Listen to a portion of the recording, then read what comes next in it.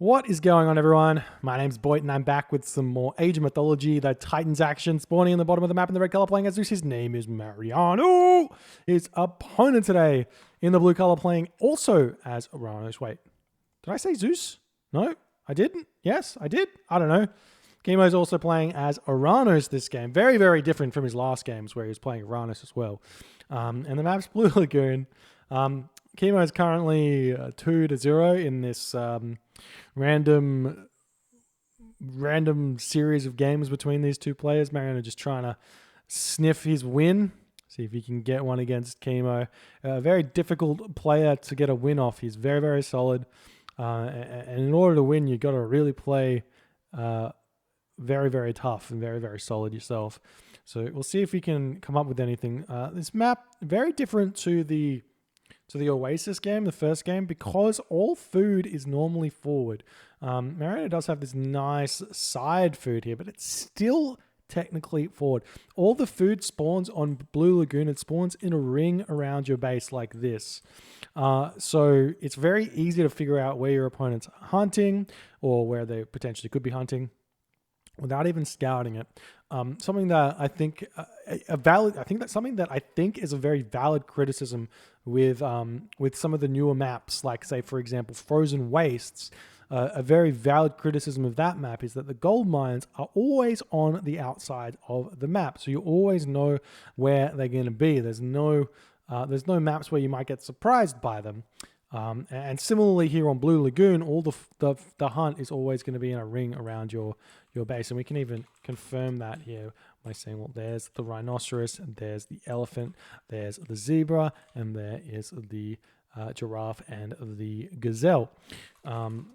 And these are both of the new maps. And obviously, yeah, you can't just throw out another map like another marsh or another watering hole, because they've already been done and we've already got them. You need to come up with some sort of new ideas, and these are the ideas that have stuck and the community likes the most. I do think that the Frozen Waste would be a really, really interesting map if it had two things. First thing is the gold mines need to be not just on the outside of the map. And the second thing is there should be a land strip out to the corners of the map so you can throw your market down there and make those areas of the map in the late game be very important to be controlled so that you can have an efficient market. And it's also really hard to defend them as well because there's no way to build up around them, obviously. You can wall them in or whatever, but that would be about it. And I think that would be an interesting change to Frozen Wastes. But well, what are your guys' ideas or thoughts on the maps, especially the newer maps, and even some of the maps that we saw from the big Bill Gregg Open and the Champions League playoffs? Do you guys think that we should start experimenting with some more ideas, throwing some more maps in there? Obviously, I don't have any say in it, but if there's enough people in the community who do, then that's the thing there.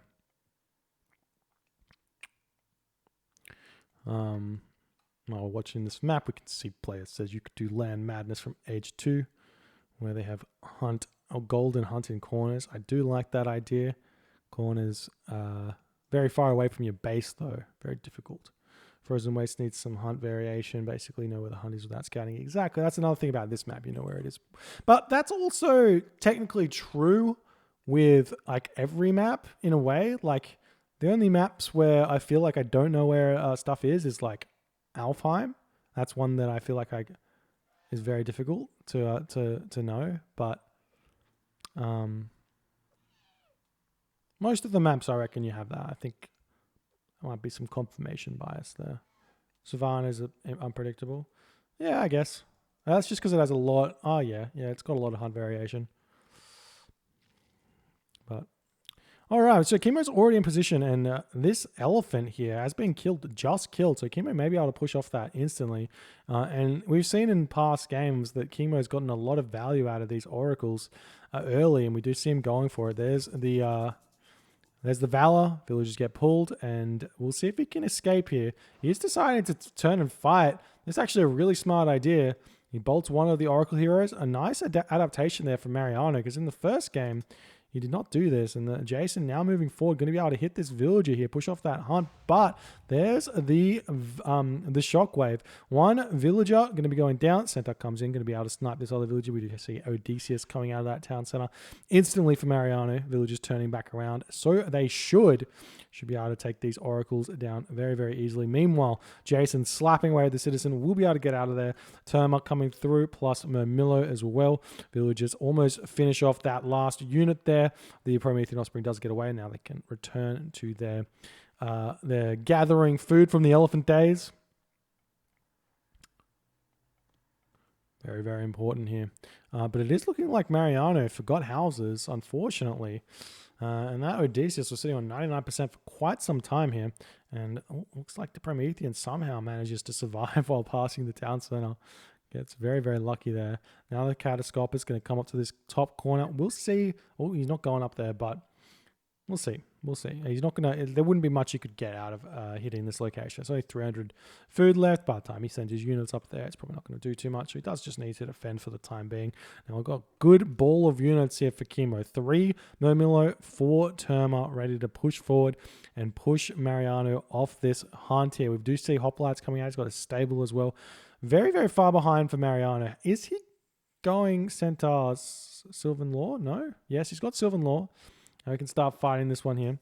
And he does win this fight pretty hard because there's no heroes. The Centaur does a lot of damage, plus those heroes tank so much. And he does pick off 1 Mermilla here. And like I said in that first game, I think that the way to win this matchup as Zeus is to be going for snipes of Mermillo. If you come in with 2 Mermillo or 2 Centaur, 3 Centaur, come in, try and snipe a Mermillo, get out, use the special get out.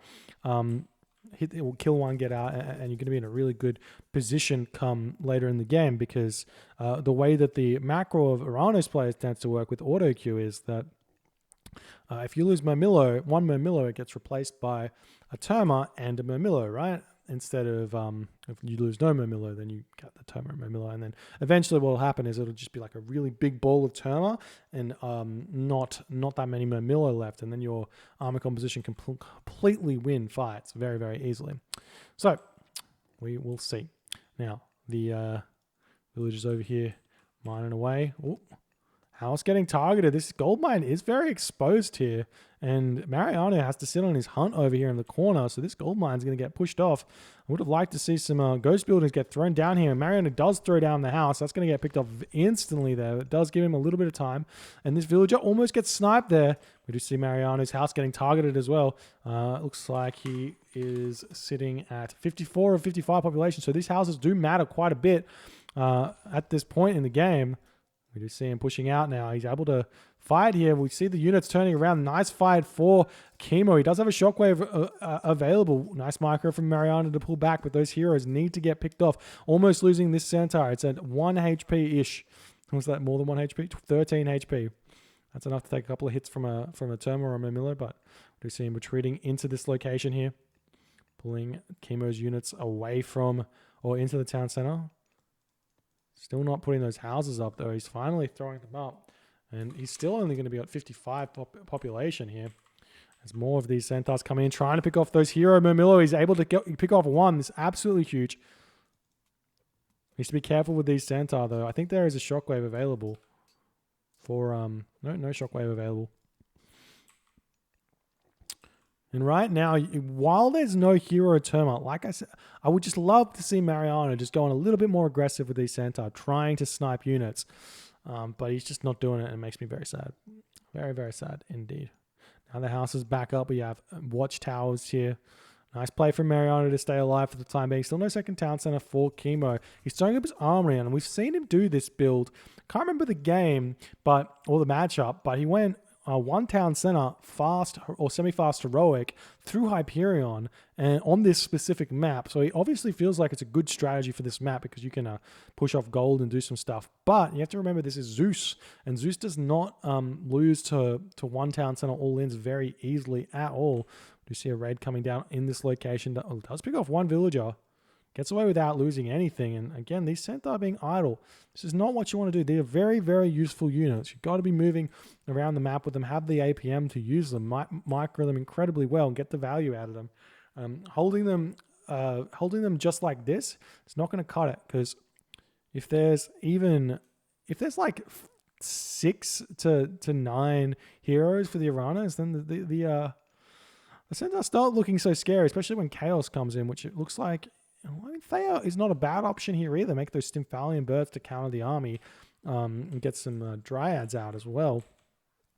Kimo looking like he's trying to raid this location. I love this house placement here from Mariano. Able to get out very, very easily. And Kimo sees that the villagers were pulled away. It's a very, very safe location. Oh, nice raid while this is going on.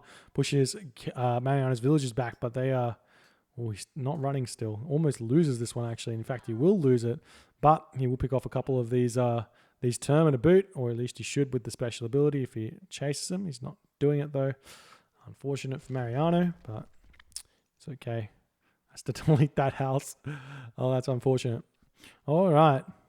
There's the second town center for Kimo. There's the Hyperion coming through. So very, very, very much looking like that game I'm thinking of. I just can't remember who he was playing against. But this is going to be brutal for Mariano, as the Hyperion just going to completely chew through this army. And Mariano looks like he wants to be aggressive here, which is very smart. Again, picking off these Murmillos, these unheroized Murmillos. He's got 5 of them. If you pick them off with those Centaurs, it becomes a very, very good good fight for him. We do see the Chaos comes down. Centaur gets immediately picked off. The rest of the units do fall. And Mariano sort of needs to retreat here. There is a shockwave, but he's on cooldown from the Centaurs. Huge shockwave hitting almost everything there for Kimo. Mariano's army just completely idle for a very long time there. We do see the Terma in the back doing a lot of damage, and Mariano's sort of going all in here. I don't know if this is what he wants to be doing at all. We just see some of these heroes finally getting picked off. The Centaurs, nice micro in order to keep them alive, and he's going to be able to pick off every single one of those heroes. It's going to allow these Centaur to start picking off the rest of these units very, very nicely. A couple of very low HP Centaur in the back of the army here, and now this is looking very difficult for Kimo to start winning, even with the Satyr in the back. But we do see that Mariano deciding to retreat now in this position. Odysseus coming out. How far away from a heroic age is Mariano? Very, very far. Very, very far. And the second town center is just about to pop. He does have this hunt down in the back of the corner of the map as well to eat if he wants to. And we see that these Centaur could potentially snipe the Satyr here if he micros him well. He's not doing it. He's going after the heroes. The hero's going after these units. He has to pick them off. He does get one there. Nice marker from Mariano to keep them alive. There's 2 very, very low Centaur. You got to go after him. But Kimo's not checking the HP bars of these Centaur, but looking like Mariano is going to lose them anyways, and they all fall. Absolutely brutal. And in that, at that point, Mariano decides to tap out. GG, well played by Kimo, just completely devastating the Centaur of Mariano. And honestly, like I said, this matchup is all about using those Centaur to get value early. Because the thing about it, at 430, well, not even 430, because those Oracle heroes are not a threat to your Centaur at all. So you're going to get, what's the recharge time? 120 seconds. So at 630, there's going to be three heroes. And they're normally going to be all Murmillo. At 8:30, there's going to be another 3 heroes. So you're in that period there where there's a very low amount of heroes, you got to be using those Centaur to snipe human units. It's the best way to play with it. And unfortunately, Mariano was just not going for it and just playing too passive. And Kimo was just able to steamroll here. So well played by Kimo. If you enjoyed this game, please consider hitting the follow button on the Twitch. If you're on the YouTube, hit that subscribe button. And I'll see you guys in the next game.